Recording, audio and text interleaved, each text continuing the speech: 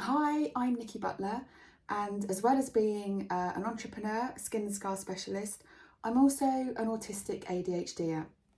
And the reason I'm recording a mini series of videos is as we're coming up to the 27th of March to the 2nd of April is International Autism Acceptance Week. Now, I'm going to try not to go off on a rant about the fact that we have a week to accept autism within our society, because it's something that obviously I live with on a day-to-day basis, and as do many others.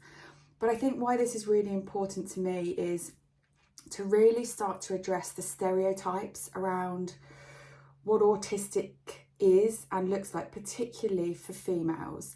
And in kind of a wider issue, I think stereotypes are incredibly dangerous. They're very dangerous for society. For society, they paint a picture of what is normal for how somebody looks.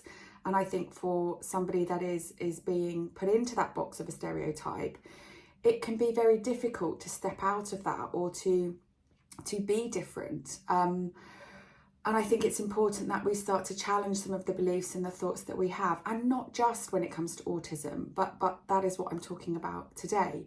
So I was diagnosed later on in life. So I was diagnosed at 46. I'm now 47. And for me, it helped make sense of my entire life. I had my ADHD diagnosis first. The psychiatrist was lovely. He was the one that referred me for my autism assessment, and I then went through that process.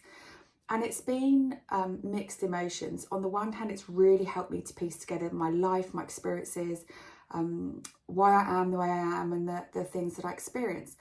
But on the other hand, it's also filled me with great sadness, and there's been a lot of grieving that I've had to do, because I've been able to look back and reflect and think, had I have known, perhaps my life would have been different. And by different, I mean less stressful, less anxious, making less of an effort to try and hide who I really was to fit in to society.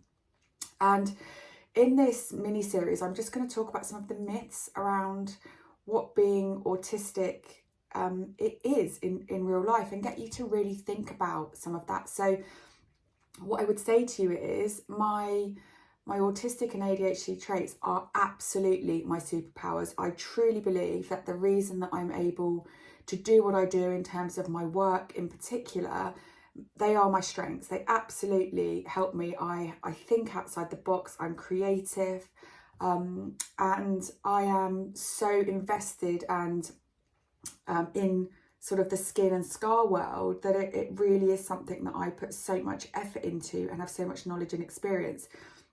And I think that if I wasn't autistic ADHD, I wouldn't be as successful, or perhaps have some of the strengths that I have. So I'm going to start by saying absolutely my superpowers. But it's really come with some challenges, because I have grown up not realising that I'm autistic ADHD, and I've really struggled in many areas of my life. So I learned from a very early age how to appear normal. I don't like that phrase, but essentially to fit in and feel part of society, because society isn't geared up for autistic ADHDers, and particularly when it comes to females, it can be very, very hard to identify and therefore give support to somebody that is autistic. And that's where I feel very strongly. I learnt to mask from a really young age, and that's dangerous, because you become a version of yourself that you're not, and it's very difficult to be yourself and have true connections and relationships, and to actually be in environments that make you feel safe and secure. So I've grown up with an awful lot of anxiety. I've followed career paths that really triggered me and actually caused me to burn out and deal with immense overwhelm. So I would really like to just share some of the myths and some of my own personal experiences, so that you can start to perhaps think about what being autistic and ADHD is, particularly for females. So there's very little research that's been done historically for autism and ADHD in females. It's all been around boys. And the reason that I think it's so important that I really want to ask you to kind of, or invite you to think differently, is because whilst having a diagnosis has been incredibly powerful and helpful to me, I have been met with an awful lot of comments around, you don't look autistic, we don't seem like you've got ADHD, or you're clearly not that autistic.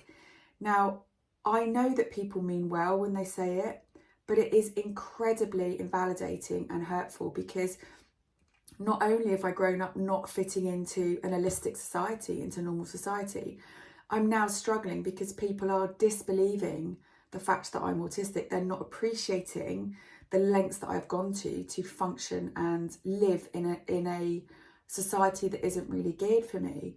So if you do meet somebody that shares with you that they are autistic or ADHD and they don't fit the stereotype that you have, I'd invite you to, rather than say to that person, you don't seem autistic or you're not that autistic, I'd invite you to actually step back and think about, what is it that's making you feel that?